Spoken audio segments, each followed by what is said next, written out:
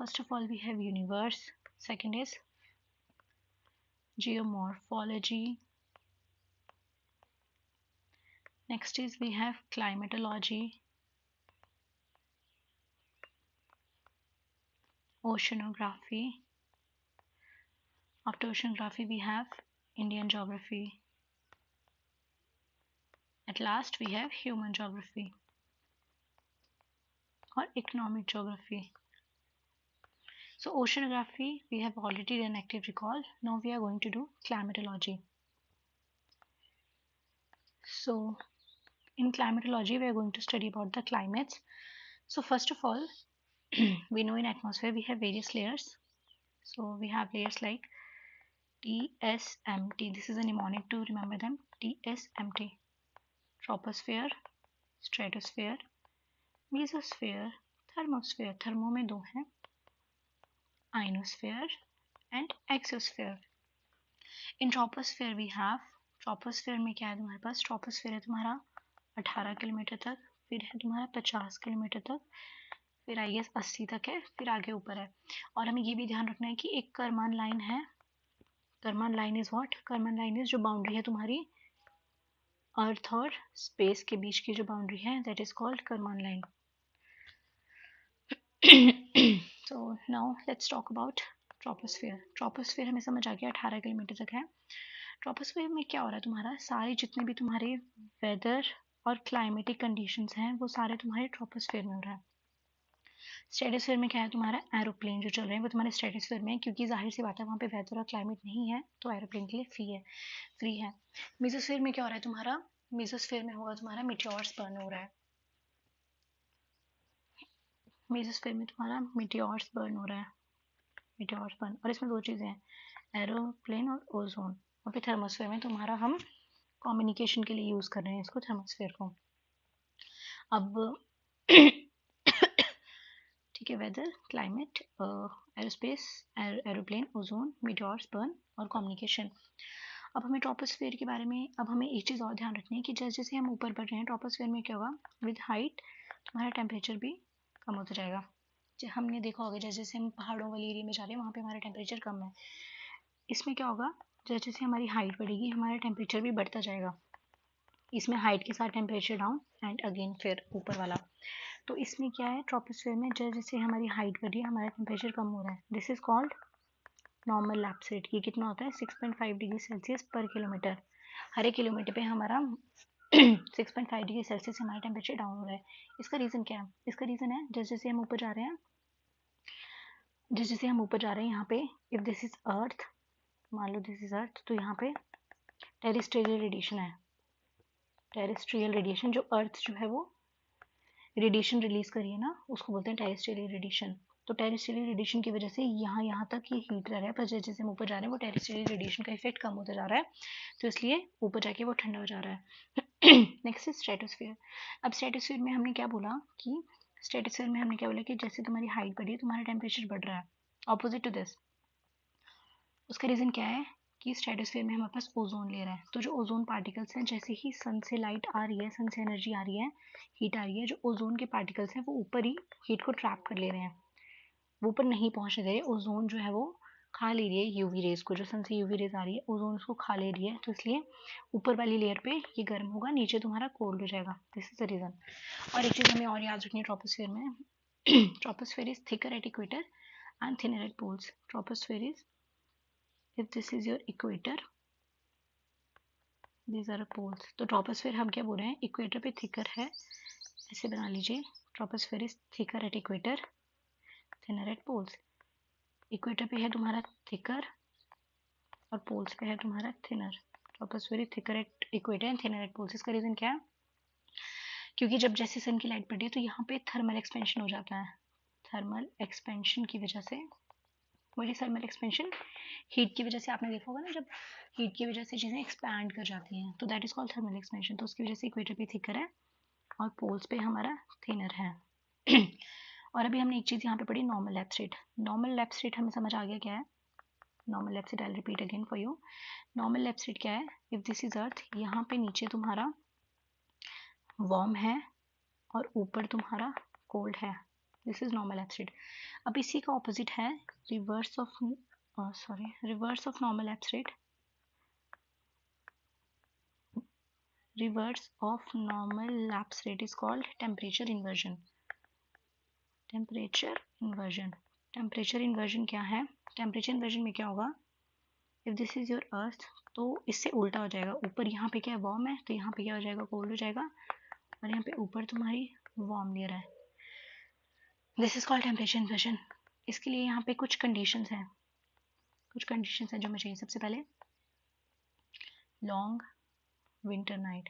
First condition is long winter night. Long winter night क्यों? क्योंकि नीचे हमारा ठंडा रहे। Next is there should be still air. Still air मतलब no vertical mixing of air. No vertical mixing, कोई vertical mixing नहीं होनी चाहिए। Long night, still air and no clouds. Clouds भी नहीं होने चाहिए।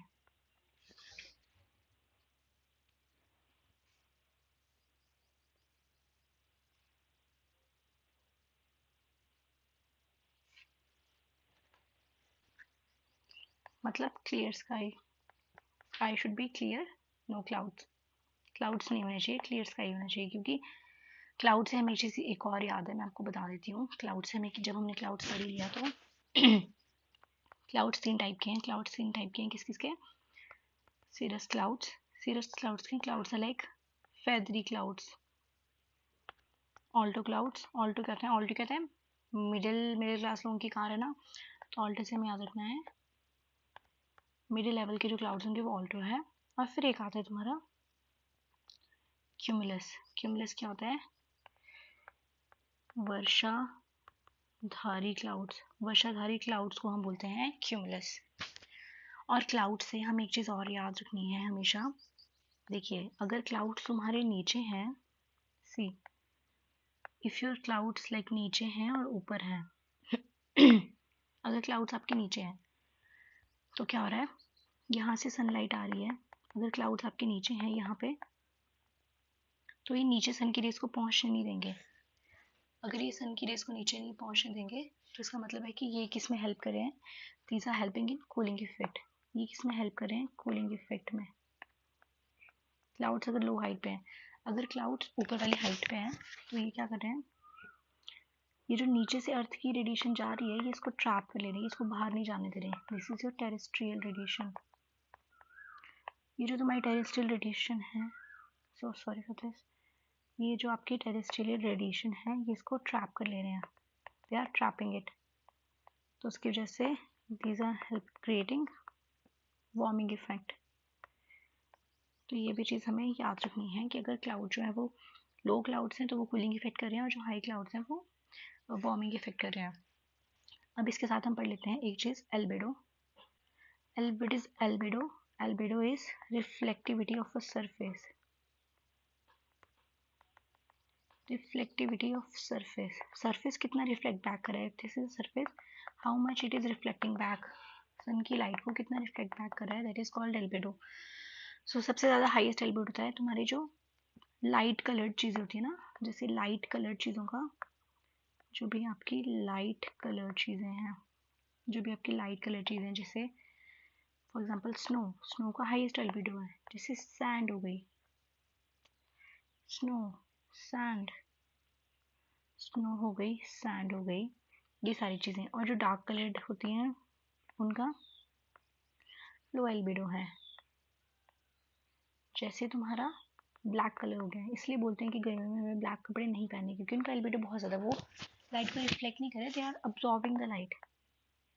वो लाइट को अब्जॉर्व कर रहे हैं और ये रिफ्लेक्ट बैक कर रहे हैं। इसलिए जब हम स्नो एरियाज में जाते हैं, we have to wear the goggles. कुछ हमें स्पेक्स या कुछ ऐसे गॉगल्स पहनने पड़ रहे हैं जिसकी वजह से स्नो, क्योंकि स्नो बहुत ज़्यादा रिफ्लेक्ट बैक करती है और हमारी आईज उतना वो नहीं देख पाती, तो इसलिए। So this was albedo. और एल्बेडो के बाद हमने क्लाउड्स पढ़ लिया। Okay, now let's talk about air masses. What is air mass? Air mass is homogeneous.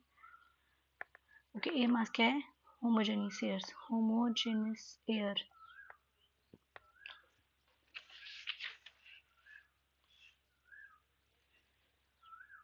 or we can say huge volume of air with same homogeneous properties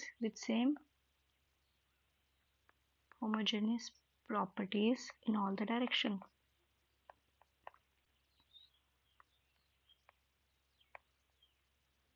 इसका मतलब हुआ कि ये एक एयर का ह्यूज वॉल्यूम ऑफ एयर मतलब बहुत ज़्यादा एयर है. अगर आप इसकी प्रॉपर्टी यहाँ चेक करोगे, यहाँ चेक करोगे, यहाँ चेक करोगे, यहाँ चेक करोगे, it has same properties. Properties का मतलब क्या है? भाई इसका टेम्परेचर प्रेशर जो होगा वो हर जगह पे सेम होगा. उसको हम बोलते हैं एयर मास. ठीक है, बस एयर मास में हमें इतना ही करना है. और फिर एयर मास से अगला टॉपिक आ रहा है हमारा फ्रंट्स. फ्रंट्स क्या होता है? Boundary zone between two contrasting air masses. Boundary zone between two contrasting air masses मतलब जो दो कंट्रास्टिंग एयर मासेस है उनके बीच का boundary zone. This and this. Front क्या होता है? जैसे लड़ाई का फ्रंट होता है ना, वैसे ये फ्रंट है. मान लो ये मैरीटाइम ट्रॉपिकल और एक कॉन्टिनेंटल ट्रॉपिकल एयर है. इनके बीच का जो बाउंड्री जोन है उसको हम बोल देंगे फ्रंट. अब हमारे फ्रंट की टाइप्स हैं. फ्रंट की टाइप्स है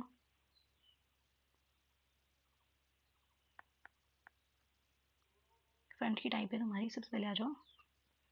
फ्रंट से पहले हमें एक चीज़ ये भी याद रखनी है कि जो वार्म फ्रंट है ना, warm front is always loser. बस ये चीज़ आपको याद रखनी है. Warm front is always loser. ये हमेशा क्राई करेगी. और जो कोल्ड फ्रंट है वो है गुंडा. कोल्ड फ्रंट क्या है? गुंडा है. और जो वार्म फ्रंट है वो लूजर है, वो हमेशा क्राई करेगी. अब आ जाओ, सबसे पहले आ जाओ वार्म फ्रंट. वार्म फ्रंट क्या है? वार्म फ्रंट में क्या होता है? यहाँ पे किसी जगह पे ऑलरेडी कोल्ड फ्रंट है, वार्म फ्रंट जाएगी. अब मैंने आपको क्या बताया कि जो वार्म फ्रंट है वो हमेशा रोएगी. अब जो वार्म फ्रंट जब जाएगी, इसको क्या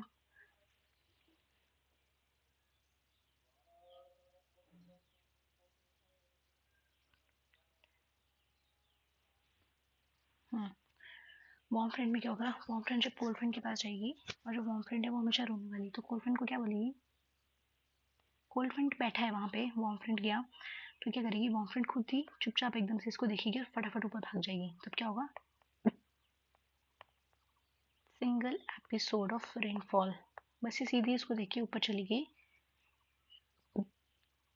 ये एकदम से ऊपर चली जाएगी और ये सिंगल एपिसोड ऑफ रेनफॉल होगा. वहीं दूसरी जगह पे तुम्हारा कोल्ड फ्रंट क्या करेगा? कोल्ड फ्रंट गुंडा है, हम जान चुके हैं.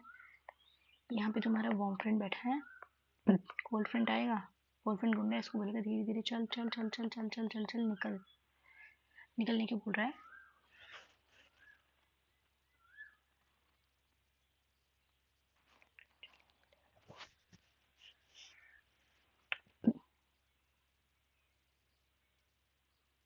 और एकदम से जब इसको जाने को ऊपर बोलेगा तभी क्या करेगा? यहाँ पे ये एकदम से यहाँ पे हमारा okay, I'm so sorry, maybe I did a mistake in this. We will talk about warm front. Warm front क्या कर रहा है? यहाँ पे कोल्ड फ्रंट बैठा है, यहाँ पे वार्म फ्रंट आएगा.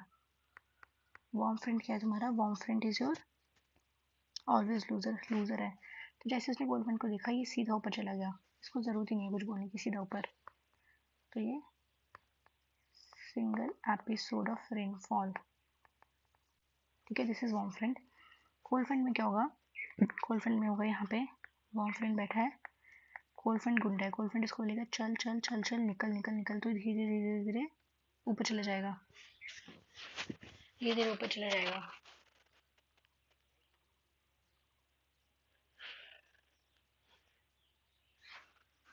जब धीरे धीरे धीरे धीरे ऊपर चला जाएगा. Again I did a mistake guys, 1 second. उल्टा बोल दिया मैंने फिर से. We'll start it again. इसके टाइप्स हैं तुम्हारे. एक हो गया तुम्हारा वार्म फ्रंट, एक हो गया तुम्हारा कोल्ड फ्रंट, एक हो गया तुम्हारा ऑक्लूडेड फ्रंट, हो गया तुम्हारा स्टेशनरी फ्रंट। ये सारे इसके टाइप्स हैं, ठीक है। सबसे पहले चलो स्टेशनरी फ्रंट है। स्टेशनरी फ्रंट क्या है? जब when both are sitting and nobody is adjacent to each other, means air masses meet but neither advances significantly। कि दोनों स्टेशनरी है, मतलब ये दोनों एक दूसरे से मिल रही है, meet but neither advances significantly, meet but neither advance significantly, कोई significantly।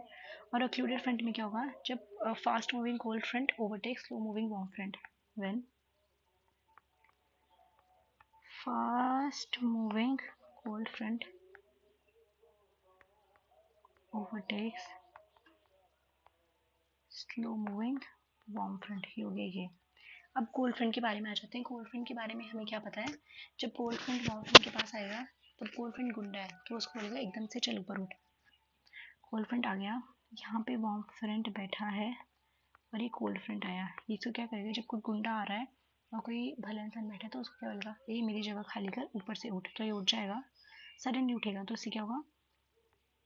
सिंगल एपिसोड ऑफ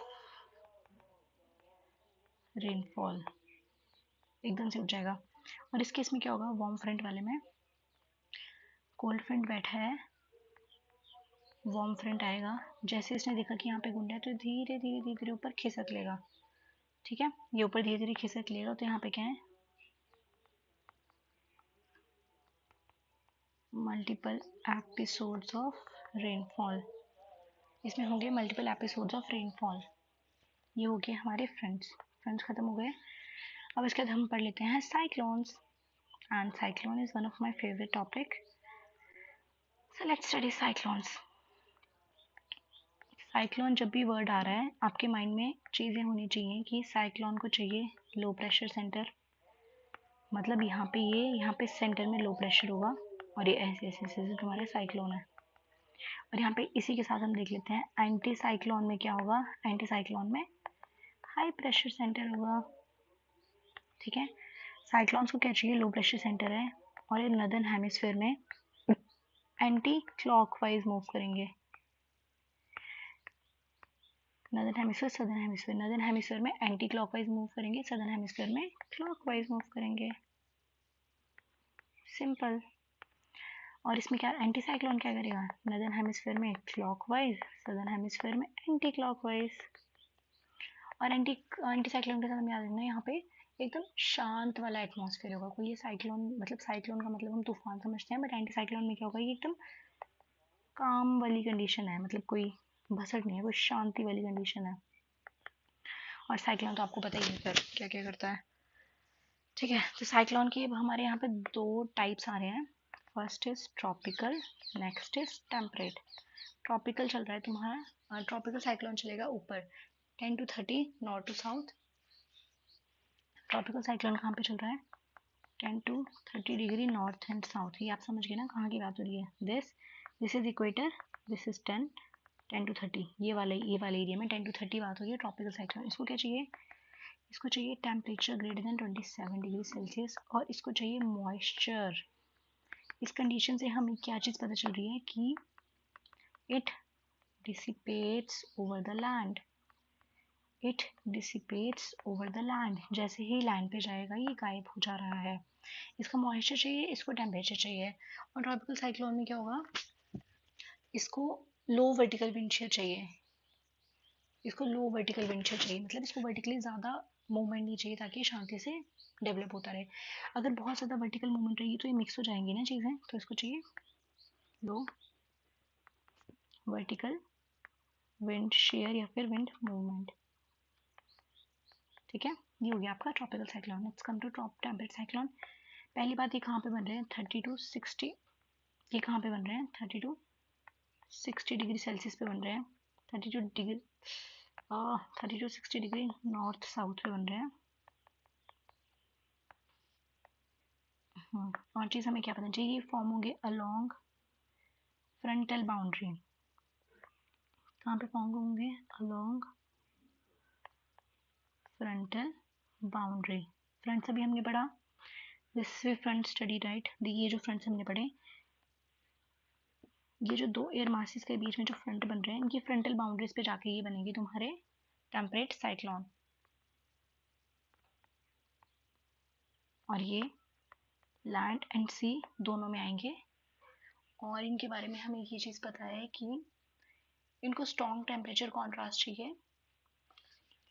इनको चाहिए स्ट्रॉन्ग टेम्परेचर कॉन्ट्रास्ट। ये कहाँ पे फॉर्म होंगे? जहाँ पे है तुम्हारा स्ट्रॉन्ग टेम्परेचर कॉन्ट्रास्ट, जहाँ पे तुम्हारा टेम्परेचर बहुत ज़्यादा कंट्रास्ट कर रहा है। फॉर एग्जांपल इक्वेटर और पोल में बहुत ज़्यादा टेम्परेचर कंट्रास्ट है, ठीक है? तो ये ऐसी जगह पे फॉर्म होंगे जहाँ पे तुम्हारा स्ट्रॉन्ग टेम्परेचर कंट्रास्ट है। So this was all about cyclones. So क्या क्या पढ़ा हमने? हमने पहले ज्योग्राफी की क्लासिफिकेशन देखी, फिर हमने क्लाइमेटोलॉजी पढ़ा, उसमें एटमॉस्फेयर की वेरियस लेयर्स पढ़ी। हमने ये समझा कि टेम्परेचर नॉर्मल लैप्स रेट क्या होता है, फिर हमने पढ़ा टेम्परेचर इन्वर्जन क्या होता है। टेम्परेचर इन्वर्जन के बाद हमने पढ़ा temperature normal lapse, temperature inversion की कंडीशंस पढ़ी। और इसके बाद हमने क्लाउड्स के बारे में पढ़ा, 3 तरह के क्लाउड्स हमने पढ़े। फिर हमने पढ़ा कि लोअर क्लाउड और हायर क्लाउड में क्या कंडीशंस हैं और इनकी वजह से क्या इफेक्ट हो रहा है। फिर हमने पढ़ा albedo, then we talked about air masses, then we studied about fronts, fronts के टाइप पढ़े, और फिर हमने पढ़ा cyclones. So yeah that's it for today. Thank you so much.